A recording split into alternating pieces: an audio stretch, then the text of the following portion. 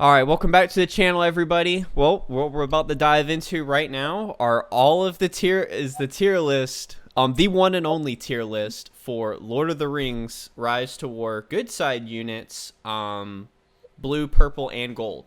So, starting it off here, this is IPP, my kids IRL. This is Sir This, Chabulus. this is Milky Ways. This Regency. Okay, so let's dive right on into it. So, we're starting off with just going by the ranks. You know, we got Feremere at the top, just as a baseline god tier. We've got the S, A, B, C, D, and then Frodo and Sam have their own negative tier. They're down there in the underworld in terms of They should be hierarchy. happy they're getting a place somewhere on the list. Yes, that is 100% because they are something else. All right, but let's dive into it. So we have Ori first. I took a look just at his two first skills. He's got musician, and he's also got what's the other one at the top? It's just horrible too. I think it's the tips one, right? It's the Gotta give them tips. yeah, Max it out first, please. Yeah, he's like, I do no damage, I can only heal, and I boost stats. So he's down here. He's down there with Frodo and Sam. I'm gonna be honest. I don't even bother with him. This may be adjusted as we go, by the way. Yeah, but all right. Does everyone agree with Ori down there? Yeah. That are in the D. That are in the D, but in the D tier. But yeah, Frodo and Sam, that's a good place to start. Okay. Yeah. Haldir. This is a good solid one. I gotta admit, I actually really like him. We just were never in the position to actually use him because we didn't start off with Beast, and he works so well with Eagles and Shapeshifters. Yes, feel it like- does. So If you are Erebor or you are Lothlorien, that's he's really would be decent. good. Yeah, he's so Yeah. good with, and you can work around with Rangers of the North, but you got to kind of dive to Eagles though. But Yep. overall, though, I really like his setup, and in the review video that you'll see coming out, that's what I mainly talk about is him set up with Beast. I think he's a solid B tier, to be honest. I think he's solid, well-rounded, but he is situational. You need to start him off with Beast, though, no matter what. I feel like that's... What do y'all feel? What do y'all feel about Haldir? Yeah, so Haldir, I agree with a lot of what he had said. And yeah, I think he's a really solid B. Was actually where I was going to place him as well. He was pretty solid, I think, for him. I think if you invest some of the resources into him, I think he's pretty solid. That is He's- easy to... You know, also, like, I feel like with the blue guys, or blue commanders, I mean, you also got to think who you're comparing them with. So, whenever you're comparing Feremere, you also got to put them up against Boromir. So, because they both use the same resources to level up, which is the Limna spread. So, Milky Ways, why don't you take it away on Boromir? We'll go ahead and dive right into Boromir, because I know you've been leveling him up, so why don't you give us a little bit of a breakdown on him? So Boromir on this, I would say he's pretty strong. I would almost give him up to like an Argon. I use him a lot with the Oathbreakers because he does a decent, pretty good bit of damage. He doesn't do a ton of heals, which, as you know, they can't take heals. So with that being said, he gives armor. So he's kind of a lot like Argon, but you've also got to think you're spreading your wealth of what you're getting with Faramir and Boromir because of him not of using the same respect item, and that goes a long ways because you got to level either one or the other. Mine, I got a little unlucky. I'm using Boromir now, but I've gotten it's like every tip I get is straight Boromir. So my Boromir's almost as high as my Faramir, and I've put nothing into him except for tip stuff. Oh, good stuff. So where are you gonna rank him? Where are you gonna rank him, Milk? I haven't used him, so I can't honestly speak on him. Situationally, I'd probably rank him at least an S. S tier for Boromir. And S S tier tier for for Boromir. Just bringing it right out, just S. All right, are you sure? Is that locked in? I'm gonna lock in S with Boromir. Okay, so okay. He's pretty Eowyn. potent. You place him. I mean, you face him. But I faced him a lot, and I mean, I feel like he's when you go up against equal teams, I feel like he does do a pretty good bit of damage. Good stuff. Good stuff. So, Eowyn, I feel None like of us she have really tested Eowyn. So I haven't have a little tested bit. her, but I know that she is pretty much just a lesser form of Eamor. Eomor. I mean, she is literally like a straight She's Eomor a poor style. man's Eomor. Yeah, because she's got Eomor, sorry. she's got Rohemion, and then Durnhelm, which is she does increased damage dealt, and which is exactly what Eomor has, and then has very similar strength built. I think she's such a good starter if you start Rohan and you're able to get cavalry started up early. Plus marshals. Plus marshals, I mean, she's gonna run a train. I think because of the way that it started in Rohan, you're able to use the light cavalry. That just further increases the amount of damage that she's gonna be doing overall. You know, I would see either A or S, to be honest, because I would go S tier. She's honestly a really great starter, and honestly is better than some of the golds, as we'll get into later. But with being the Rohan's leader or starting commander, and having access to more mounted troops at the beginning, it definitely puts her in a good category to be a good starter, and is very well rounded when you look at her kit. Damage reduction, healing, damage, shield maiden, a lot of bonus damage, and even as you look at her last capstone ability, which is the White Lady of Rohan, which is every unit, all mounted units recover HP every round, and when you get it maxed, it gets stun immunity, which is really good. Outright stun immunity for 10 rounds. So that's freaking awesome. That's a bit ridiculous in and of itself.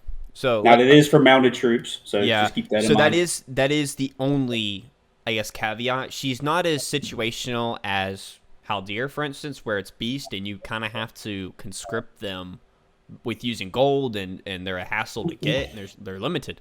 So, but you get cavalry instead, so that makes up for her being pretty much cav only. So that's the reason why I also really like her as well. So let's leave her at S. I think everyone would be happy with that. Let's Merry&Pippin. If there was a league below Frodo and Sam, it would be Merry&Pippin would be beneath them, because these guys are horrible. If you're not patching, they better not be in your teams. Yeah, these guys are horrendous. If I don't know if y'all are looking at their tree while we're talking about it, but in the middle you've got Hobbit Adventure, then you have Giant Slayer, and then you also have Ent Friend. So it's just like, what are you trying to help out? Your men and hobbits, or are you going for your Ents? So you're going to be pairing up your Hobbit Slingers with your men team with Ents, and then you're going to be facing large units. This guy is all over the place. And then he also just succumbs to madness at the end, so he's confusing himself. The Ents are attacking everyone.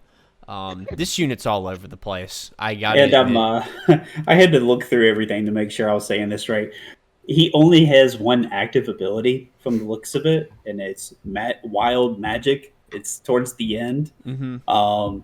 Because other than that, he's got heals. He does have Paltier Scyther, which is his madness ability where that he gives himself. So. Oh, I don't know. I wouldn't even count that. Anyways, he's very limited, and he deserves to be in. Again, he's lucky to also get a place on this tier list. Yeah. So let's dive into here again. I don't think anyone's used him, but looking at his stats, he gets the same. You have to go through devotion's top status.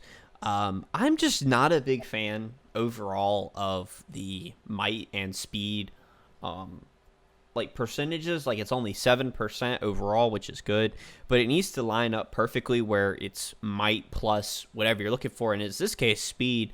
I wish in some cases this was defense, because if this was might and defense, for instance, oh my gosh, he would be killer in my opinion. I think that 7% would be on both stats would be good. Devotion, it's a solid ability. And then you've also got Phalanx. That's not too good. Melee units, physical damage received -2%.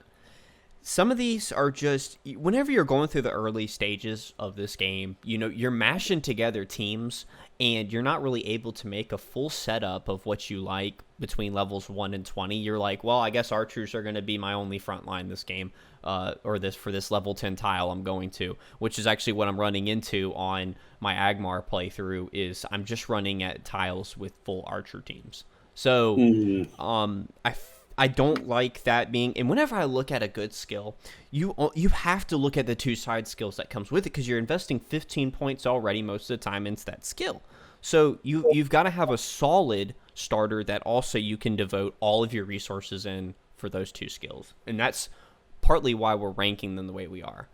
Yes. I put him in the C tier. You're comparing him to Feremere as well, so let's just skip out on that. He ain't taking none of my ale, and he's not taking any of my my horseman superior horse armor. So yeah, he's just very lackluster when you look at his kit. And yeah, too many light side units have the Herald ability, which is the time needed to complete tips, and then you have logistics, and then you have March to go along with that. Too many good side units have that, and when you just completely take that tree out, he's just very lackluster. When you look at Red Arrow, does not, which is the second tier ability unlocked at level 3. He's not. It just does not stand out to me as a reason why I want to go with this guy. And then same for going for Warden. Now, Warden, when comparing it to Feremere almost gets this as a side ability in one of his second trees. Yes. And when we get to Feremere, we'll address that. But yeah, for him to get that as his last ability is really just kind of lackluster. So yeah, C is a good place for him. So let's dive into the King of Gondor himself, Feremere, the True King, and we're just gonna throw him up there. And I mean, honestly, he is the best cleave unit for starting. He is going to do the most damage in rounds. It's his ratios that I want to point out. At max rank, he is doing an absurd amount of cleave damage in the first 2 rounds. So I'll just walk y'all through the reason why he is the way he is. You might be thinking, oh, all of his damage is in turn 2. Well, they're dead by round 3. So that's the point. So, and the reason why is in the game prior in Mortal Conquest, there were specific teams built for cleave units. And that's the way we refer to them as, our cleave units. So round 2 flanking against one enemy target, he deals 480% physical damage, prioritizes ranged units. That's critical. That is insane. On top of that, rush. Against one enemy unit, round 1, he instantly just does 240%. Just right off the bat. These modifiers are insane. Rangers of Illithon, round 1 against one enemy target, deals 330% physical damage. All units gain initiative for the next round. So that means every unit's attacking first next round. You stack that with Guide. All allied units deal an additional 45% increased damage. Armed Escort, you heal everything back of what you're going to be taking, and then you gain avoidance status for the first 4 rounds. For 70%. With Foresight. It's just ridiculous. It's just a straight stacked unit, in my opinion. I'm sure a whole lot of people see this and they're like, well, he's got Last Stewart. But also, though, if you start Anor or Gondor, you get him instantly, and you pretty much get to rank 3. I'm already rank 3 on Azog, and so I could already start putting points into. So you don't even need to go through Last Stewart. So, but in the case of Hirgen, for instance, you have to build him. You have to build him up. You have to go through all 800 points or get his letter. Exactly. So that's the reason why, too, is we're also ranking these people on accessibility. You're able to easily get Feremere, you're able to easily get Eowyn, and you're able to easily get Haldir. So that's my opinion on Feremere. I just absolutely love this character. He's proven so strong in Yeah, every stage of the game that I've used him at. People probably see this guy and they're like, "Oh my gosh, what trash!" But I'm out there killing him. But all right though, so let's dive on to Darwin. I really like this guy. Yeah, so I'll do this one, but yeah, Darwin though, I've used a lot of him. I've been running him, and when you look at his kit, it's actually very similar to Gimli, and we'll get to Gimli eventually. But Gimli's a very solid guy, and when you look at experienced warrior, when you have normal attack damage, stacking, collaboration is more damage on your normal attacks, and then hunt down, which is just going to increase your damage output. He's just a ton of damage, and what makes Darwin really so versatile is when you get towards one of it's his entry, or I'm sorry, his last tier unlock, which you get at respect level 5, and you get Giant Slayer, which is damage against large units. And so he's really got a lot of late game whenever Mordor comes out with trolls and possibly Rohan or Anor or Gundor getting access to Ints. Darwin is going to be really good to battle those guys. Durin's Blood is really awesome, especially when you get the max level. It's plus 15 might, and then you get all in. All in. I haven't maxed out all in yet on my Gimli because Gimli also has the same ability, but this ability gets up to like I think over 1,000 damage just on that ability alone. But you have the stacking debuff, which reduces the amount of damage dealt by the next instance of damage. But when you have an ability that's doing 1,000 damage, and then you have Durin's Blood that's maxing that out, I mean, it is insane damage. Have you done any musician? Did you get towards music? I saw that built a lot whenever we were going against Erebor. I haven't. I didn't build him that way, but that just goes to show that you can actually build him that way. Musician is speed plus defense, and then if you max that out, he gets plus 3 attack. And notice how the bonus is applying to the whole army. It's not just to dwarves or to men, because if you go back to Feramere's last one, nobility, it only applies to men. But when you look at musician, some of these abilities or some of these, everything. Yeah, they apply to everything, which makes him so versatile. Because Darwin being a dwarf, you would think that you'd only have to use dwarves with him, and that's not the case. You can use them in a lot of other instances. One though, too, is level head. All you gotta do is put 1 point in it, and it removes 1 random debuff. That's one thing I love about that skill is that it's just one and done. You can just get level head and be done. Because 1 debuff at one, that could mean madness. That could mean so many other things that would turn the tables. So, Chubbs, where are you gonna place him? I think he's at a minimum an A. Do you think he's better than Boromir? See, I was actually thinking about this, and I'm really not sure. I haven't done enough testing with Boromir to actually.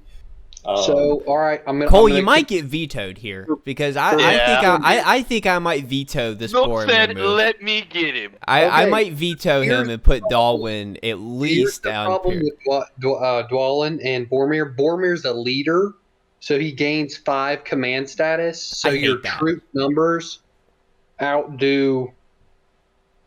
Yeah, but I do prefer the 2 skill points given by Warrior. And they get 25 might, and then if you also look, he gets a bonus 10% physical damage outright. I have never liked the leader stat, and that's probably my main concern with, we'll get into it here in a second, but the Eamor versus Theoden trade is I actually prefer the warrior / balanced stat overall. I might have to veto this Boromir to A tier. I might have to veto. Whoa. Okay. Baby girl. I might have to. I just think Darwin is better, in my fair opinion. I think it probably depends on who you're using. Because I use Boromir with Oathbreakers, so it kind of pushes him over the top because you get more troops and they don't take any physical damage. They only take focus damage. So you just do a ton more damage. I guess he's kind of situational, is what I would put him. We'll move him down to A. we'll just move them down to 8. But okay, Hurts. I think that'll keep people happy. I think if people saw the Darwin, the Boromir was capping on the Darwin, I think that we might have some riots in the streets. Is that all of rank 1? I believe that is them, right? So now, what's going on, everybody? It's PvP. So just wanted to hop in here into the video real quick and just say that this is going to be broken up into 3 parts. Didn't realize how long we were really going to be in this video for. So thank you so much for watching part 1, and part 2 will come out tomorrow. So thank you so much for watching up until this point. We really appreciate you. Like and comment, subscribe, and we'll see y'all tomorrow.